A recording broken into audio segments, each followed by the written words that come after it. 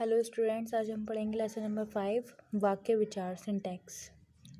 भाषा के बिना मनुष्य अपने विचारों का आदान प्रदान नहीं कर सकते और वाक्य के बिना मनुष्य के स्वरूपों की कल्पना नहीं की जा सकती। वाक्य भाषा का चरम अवयव है। वह सभी सार्थक शब्दों के समूह जिनके द्वारा हम अपने भाव तथा विचारों को अभिव्यक्त करते हैं वाक्य कहलाते हैं। वाक्य के अंग वाक्यों को दो अंगों में विभाजित किया गया है। पहला उद्देश्य, दूसरा विधेय। अब देखेंगे हम यहाँ पर उद्देश्य क्या होता है और विधेय क्या होता है। उद्देश्य वाक्य में जिसके बारे में कुछ कहा जाता है, जो वाक्य जिस व्यक्ति के ऊपर पूरा वाक्य डिपेंड होता है, निर्भर करता है, वह उद्देश्य कहलाता है। जैसे शिक्षक पढ़ा रहे हैं, विद्यार्थी पढ़ रहे हैं, तो यहाँ पर शिक्षक पढ़ा रहे हैं, शिक्षक क्या है, उद्देश्य हो गया हमारा। इधर विद्यार्थी पढ़ रहे हैं, तो विद्यार्थी क्या है, विद्यार्थियों के ऊपर पूरे सेंटेंस में बात की गई है, विद्यार्थी हमारा उद्देश्य हो गया। नेक्स्ट आता है विधेय। उद्देश्य के द्वारा किया गया कार्य विधेय कहलाता है। जो उद्देश्य के द्वारा किया गया कार्य, कोई काम, विधेय कहलाता है। अर्थात उद्देश्य के अतिरिक्त वाक्य के शेष अंश उस वाक्य का विधेय होता है। जैसे शिक्षक, विद्यार्थी, ये दोनों हमारे उद्देश्य हो गए। बाकी जो आगे का सेंटेंस है, जैसे शिक्षक पढ़ा रहे हैं, तो पढ़ा रहे हैं हमारा विधेय हो गया, पढ़ रहे हैं हमारा विधेय हो गया। नेक्स्ट आता है पदक्रम। वाक्यों में शब्दों और शब्दों के बीच कार्य और कारण संबंध का स्पष्ट विभाजन करने के लिए कुछ जोड़ना पड़ता है।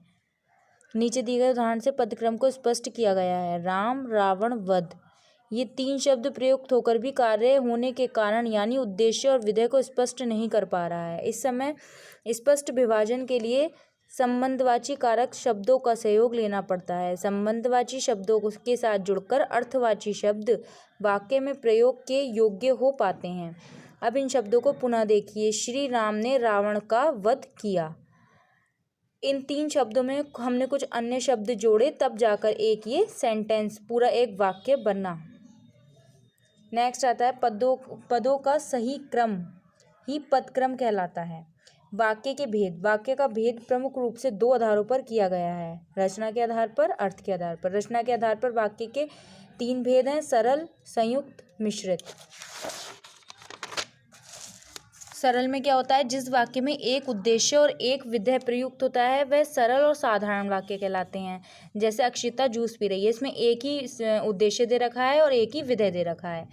नेक्स्ट आता है संयुक्त वाक्य। दो या दो से अधिक वाक्य जब समुच्चय वाचक पर किंतु और या की आदि से जुड़े हों वह संयुक्त वाक्य कहलाते हैं। जैसे मीरा नाचती है और राधा गाती है। नेक्स्ट आता है मिश्रित वाक्य। मिश्रित वाक्य, जिस वाक्य में एक प्रधान वाक्य तथा एक से अधिक आश्रित उपवाक्य हों उसे मिश्रित वाक्य कहते हैं। जैसे मैं निश्चित रूप से कह सकता हूँ कि वह परीक्षा में अवश्य उत्तीर्ण होगा। ये हो गया हमारा मिश्रित वाक्य। नेक्स्ट आते हैं उपवाक्य। वाक्यों में समुच्चय बोधक द्वारा जुड़े एक से अधिक वाक्य उपवाक्य कहलाते हैं। जहाँ पर एक वाक्य से अधिक वाक्य जुड़ जाते हैं वहाँ उपवाक्य हो जाते हैं। इसमें उपवाक्य के दो प्रकार होते हैं, आश्रित और स्वतंत्र। आश्रित मतलब जो दूसरों पर निर्भर होते हैं, स्वतंत्र मतलब जो स्वतंत्र होते हैं, किसी पर निर्भर नहीं होते। जैसे ये वाला एग्जाम्पल दे रखा है, मुझे लगता है कि आज वह जरूर आएगी। मुझे लगता है कि आज वह जरूर आएगी, यहाँ पर किसी के ऊपर भी कोई निर्भरता नहीं दिखाई गई है, यानी कि ये आश्रित वाक्य नहीं है। दीपिका सेब खाएगी और दृश्य मिठाई खाएगी,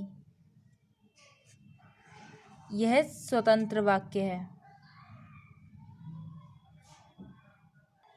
अब आता है अर्थ के आधार पर वाक्य के भेद। अर्थ के आधार पर वाक्य के 8 भेद होते हैं। विधानवाचक, निषेधवाचक, प्रश्नवाचक, आज्ञावाचक, विस्मयवाचक, संदेहवाचक, इच्छावाचक, संकेतवाचक।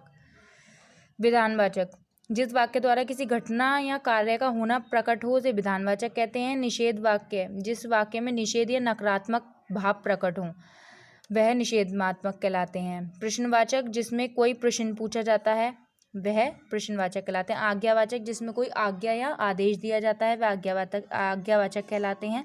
नेक्स्ट आता है विस्मयवाचक वाक्य। जिस वाक्य से आश्चर्य, क्रोध, घृणा आदि भाव प्रकट हो उसे विस्मयवाचक वाक्य कहते हैं। संदेहवाचक, जहाँ पर किसी बात के होने न होने का संदेह प्रकट हो, शक हो, वह संदेहवाचक वाक्य होता है। इच्छावाचक, जहाँ आशीर्वाद, इच्छा, स्तुति आशीष प्रकट हो उसे इच्छावाचक वाक्य कहते हैं।